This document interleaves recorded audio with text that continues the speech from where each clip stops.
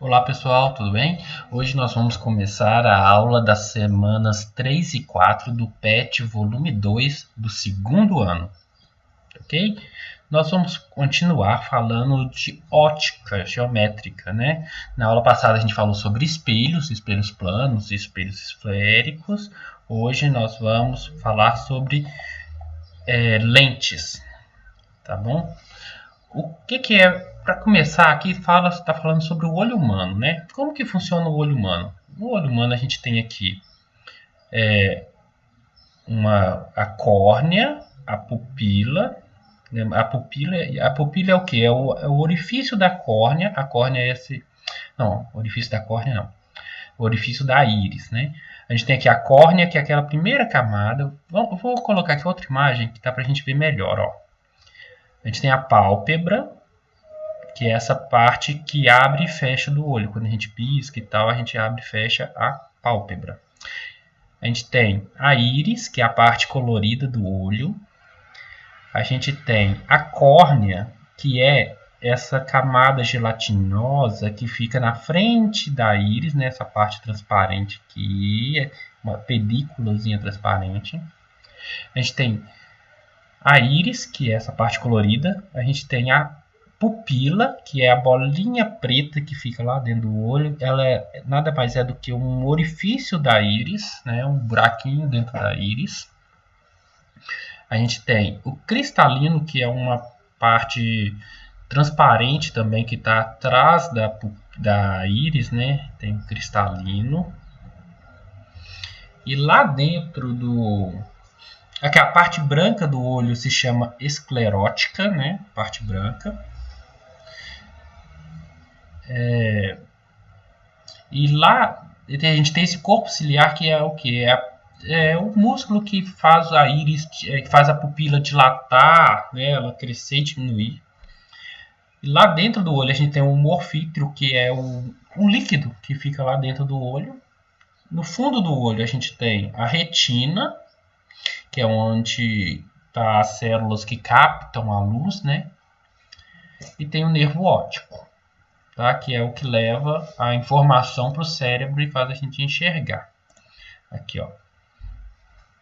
Como que funciona o olho humano? A luz entra pela pupila, é desviada aqui pela córnea e pelo cristalino, né? Ela funciona como uma lente e a imagem é projetada na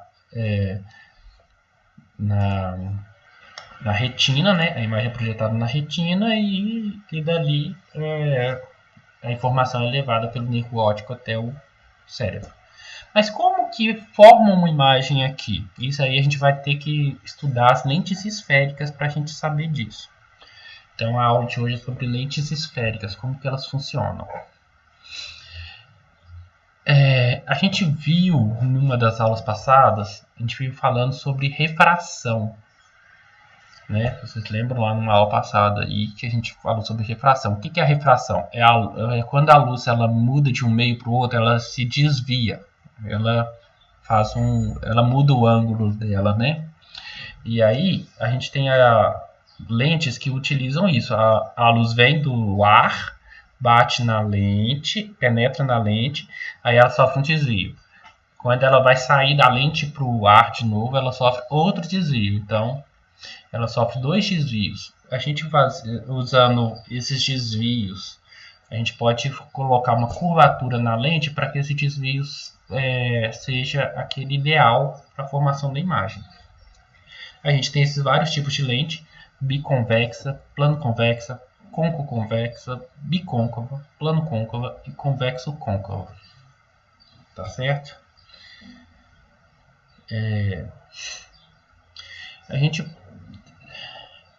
Aí as imagens são formadas assim: quando a luz de um objeto qualquer bate na lente, ela é desviada. Tá? Se ela vem por aqui, ela é desviada para lá.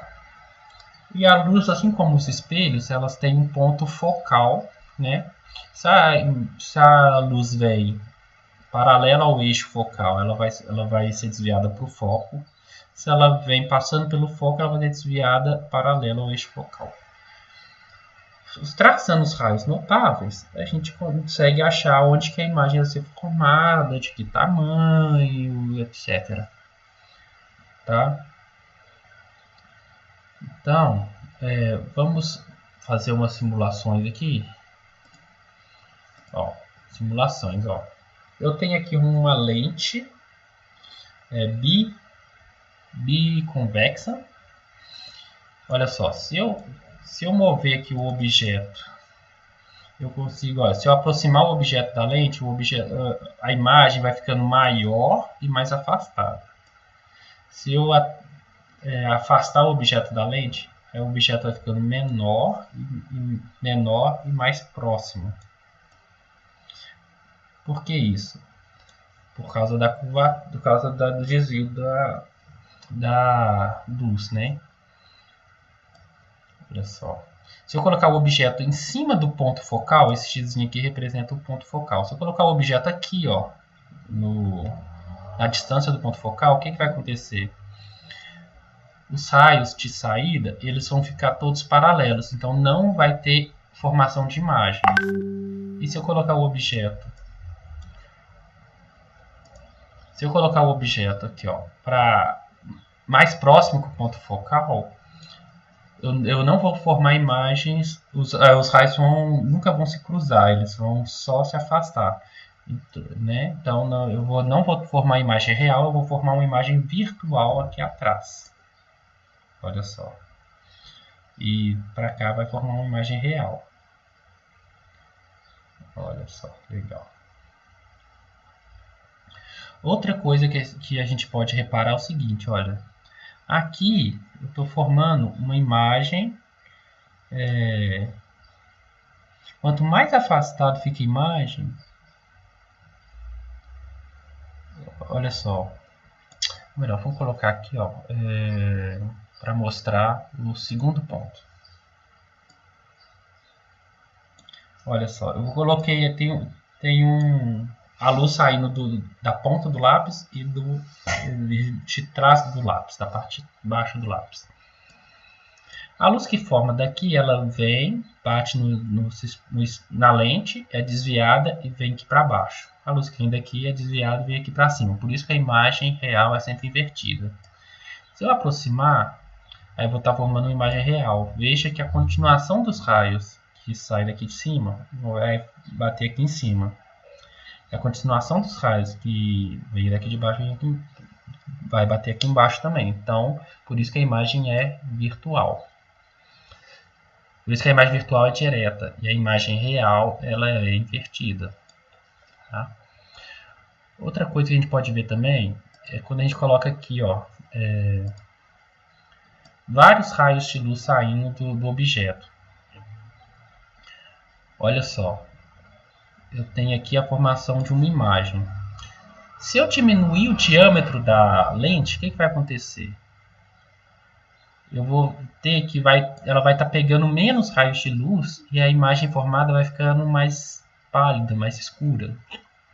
Se eu for aumentando o diâmetro, ela vai pegando mais raios de luz e a imagem formada vai ficando mais iluminada, né? Mais nítida. Mas ela continua sendo formada nos mesmos pontos. Então o diâmetro da lente aqui, ó, o tamanho da lente, ela não influencia onde que a imagem é formada. Nem no tamanho da imagem, nem na forma da imagem. Ela influencia só na nitidez da imagem, enquanto a luz que é captada. O índice de refração, se eu colocar uma lente feita de um material que desvia mais a luz do que o outro, vai influenciar, porque olha só, se eu estiver diminuindo o índice de refração, os pontos focais vão se afastando, então a imagem também vai se afastar. Olha só, se eu colocar um índice de refração muito grande, o que vai acontecer? E o raio de curvatura, né, se eu colocar a lente mais gordinha ou mais fininha, olha o que acontece. Se ela ficar mais gordinha, os pontos focais vão ficar mais próximos aqui e a imagem formada vai ficar mais próxima também. Se eu colocar a lente mais esbelta, né, mais magrinha, os pontos focais vão ficar mais afastados e a imagem vai ficar mais afastada também. Olha só. Beleza, gente? Então vamos lá. Isso aqui é para lente, serve para essas lentes aqui, ó, bicôncava, plano convexa e côncavo convexa, tá? A gente pode pensar assim, todas as lentes que tem a borda fina e o meio gordinho, ela funciona daquele jeito. As lentes que a gente, as lentes bicôncava, plano côncavo e plano convexa são as lentes que tem a borda grossa e o meio fininho. Borda fina, borda grossa. Essas lentes, elas funcionam ao contrário daquilo, né? Porque elas são divergentes. Essas aqui convergentes, essas aqui divergentes, tá? Convergentes, divergentes. Beleza? A gente tem a posição do objeto.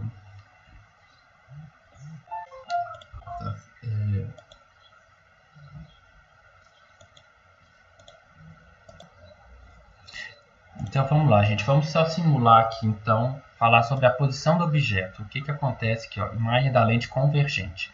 Posição do objeto antes do ponto antiprincipal. O antiprincipal é 2 vezes o foco, né? 2 vezes o foco. Vamos ver como que ela se dá. Vamos colocar o objeto. Ó, o foco está aqui, 2 vezes ele para lá, né? Como que está aqui a imagem sendo formada? Tá,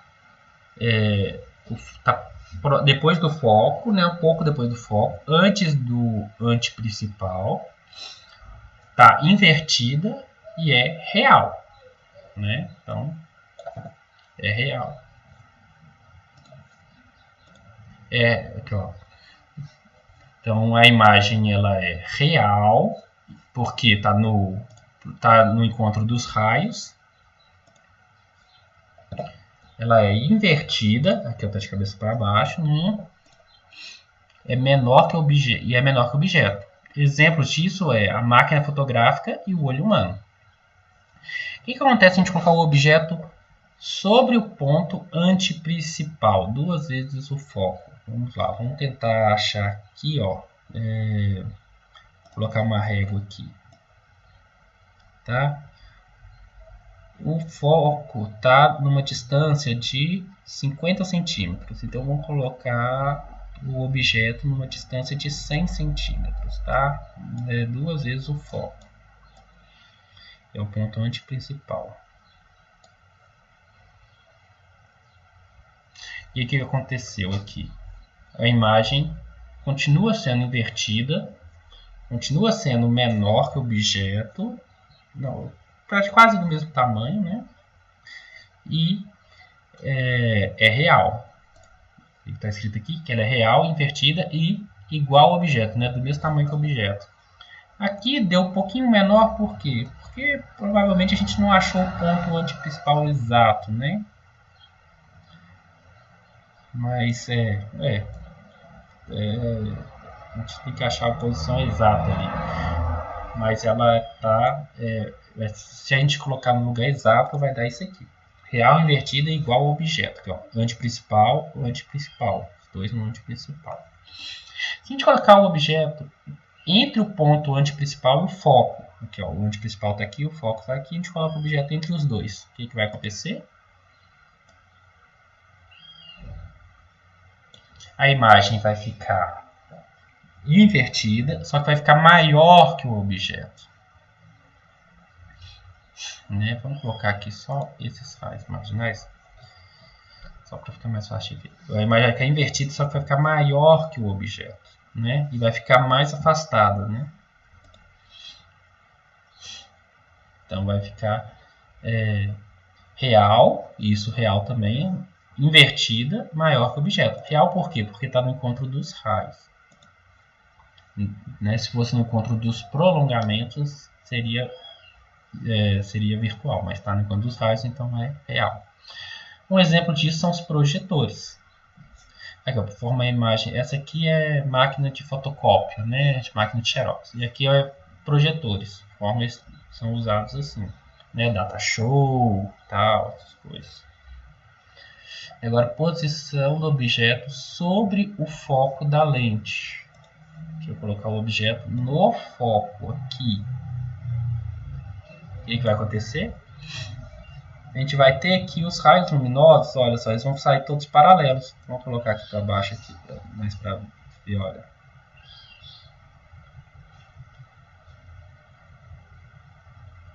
Tá vendo? Os raios eles saem todos paralelos. Paralelos uns aos outros, ó.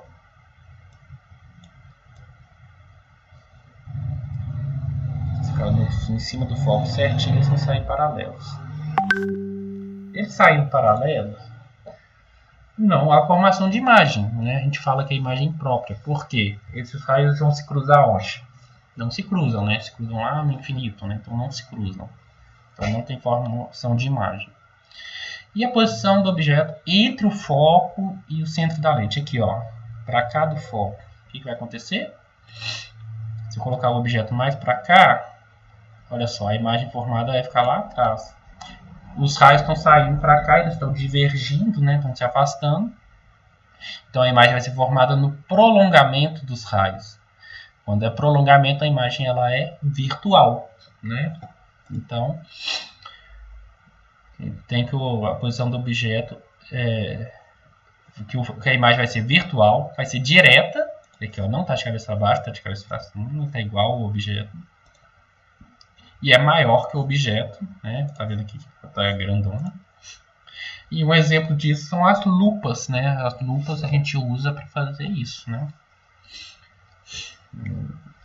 E em imagem lentes divergentes. Lentes divergentes eu não tenho aqui um simulador de lentes divergentes para a gente ver como que fica, mas vamos lá. Ó, elas só são capazes de formar um tipo de imagem, né? Pois em qualquer posição de um corpo diante da lente, sua imagem é virtual, direta e menor. Aqui, ó. O objeto vai estar em qualquer lugar que você colocar o objeto, ela vai formar uma imagem virtual, direta e menor que o objeto. Aqui, ó. O objeto está aqui, a imagem vai ser menor. Por quê? Porque os raios de luz que passam por ela sempre vão divergir. Se eles sempre vão divergir, eles sempre vão se afastar, então a imagem, eles nunca vão formar uma imagem real. A imagem sempre vai ser formada no encontro dos prolongamentos dos raios, não dos próprios raios. Então ela sempre vai ser direta e virtual. E no caso vai ser menor também, porque ela vai estar mais próxima do que o objeto aqui. Tá? Vamos lá, vamos fazer agora uma atividade. Vamos lá, gente. Então vamos lá, gente. O que aqui está falando o seguinte. Na letra A. Meios físicos compostos por diferentes materiais têm diferentes índices de refração, como por exemplo o diamante e a água. O diamante 2,42 e a água 1,33. O que é o índice de refração e quais grandezas a ele está relacionado? O índice de refração é o que? É o desvio que o raio de luz passa ao mudar de um meio para o outro, tá certo? E isso acontece por quê? Porque muda a velocidade. Então, para compensar a mudança de velocidade ali, você tem uma mudança no ângulo do feixe de luz e então a gente pode dizer também que é uma mudança de velocidade. A expressão assim para o índice de refração é velocidade da luz dividido pela velocidade da luz no vácuo dividido pela velocidade da luz no meio. Então, aqui está pedindo, procura uma expressão matemática que é usada para a sua determinação. Essa expressão matemática você pode colocar essa aqui. Só que a gente não consegue medir a velocidade da luz assim com tanta facilidade a qualquer hora que a gente quiser. A gente consegue ver mais o que? O desvio no ângulo, né? Então, para a gente pegar o desvio no ângulo, a gente vai usar a lei de Snell, que é a lei o desvio no ângulo é mais fácil da gente perceber, né? Que, ó, o raio de luz está vindo, aí você tem no meio 1, a gente tem o índice de refração 1 com ângulo de incidência delta 1. No meio 2, velocidade 2, a gente tem o índice de refração N2 e o ângulo de refração delta 2. Então a gente tem aqui N1 vezes seno de θ1 é igual a N2 seno de θ2. Com essa expressão aqui, a gente consegue, ó, se você souber o índice de refração de um dos meios, por exemplo, o vácuo. No vácuo a gente sabe que o índice de refração é 1, né? Porque a velocidade da luz no vácuo dividido pela velocidade da luz no vácuo vai dar 1. Então aí a gente consegue achar o índice de refração de outro meio qualquer. Então se esse N1 for o vácuo, a gente vai lá, mede o ângulo e aí vai ter o outro meio aqui e a gente achou. Se for o ar é muito próximo de 1, né? Então dá para a gente arredondar para 1 também e vai dar para a gente achar o índice de refração em outros meios, né? Que a gente estiver usando. Então a gente pode usar também essa segunda equação, essa equação da lei de Snell também está certa para responder isso aqui, tá? Então você pode responder o que é o índice de refração, o quanto a luz varia de velocidade ao passar do vácuo para o meio em questão, né? Muda de velocidade ou então muda de ângulo. E quais as grandezas a ele relacionadas? A velocidade da luz e o índice de refração e o ângulo de refração. Agora procure uma expressão matemática. Expressão matemática você pode usar a lei de Snell ou você pode usar essa aqui mesmo, né? N igual a C sobre V, que é a expressão que determina mesmo o índice de refração, né? Que conceitua o índice de refração. Vamos fazer aqui a letra B também? De acordo com a lei de Snell-Descartes, um raio de luz, ao atravessar dois meios com índice de refração diferentes, pode sofrer mudanças na trajetória. Explique melhor essa lei e descreva em quais situações o raio de luz se aproxima ou se afasta da normal ao ser refratado. Olha só, então vamos lá. A lei de Snell-Descartes diz que que a luz, ela forma a luz que incidente num meio, passa de um meio para o outro. Tem aqui a superfície fala que tem a superfície de separação dos dois meios. Aí a luz ela penetra com um ângulo entre a normal e o raio de luz incidente, vai ter um ângulo. E aí o raio de luz refratado, que é o raio de luz que penetrou, vai ter outro ângulo entre ele e a normal. Esses dois ângulos, a razão entre os senos desses dois ângulos é igual à razão entre os índices de refração dos dois meios. É isso que diz a lei de Snell-Descartes. Isso acontece porque tem uma mudança de variação na velocidade, então vai ter uma mudança de variação no ângulo também. Tá? Aí explique em quais situações a luz vai se aproximar e se afastar da normal. Vamos ver. Se a luz passar do índice de refração pequeno, né, o vácuo, o ar, para um índice de refração maior, como o vidro ou a água, aí você vai ter que ela vai se aproximar da normal. Porque a velocidade vai diminuir, então vai se aproximar da normal. Se for ao contrário, se estiver vindo daqui para lá, aí vai estar do índice de refração maior, né, do ar, da água, do vidro e tal, indo para o ar ou para o vácuo, aí vai estar se afastando da normal.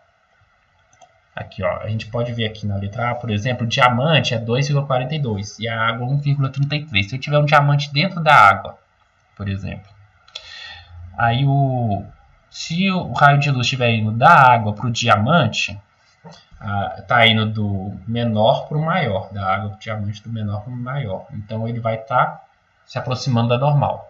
E depois, na hora que o raio de luz sai do diamante, vai do diamante para a água, aí está indo do maior para o menor. Então vai se afastar da normal. Beleza, gente? Tranquilo, né? Então, agora eu quero que a gente abra essa letra A e B.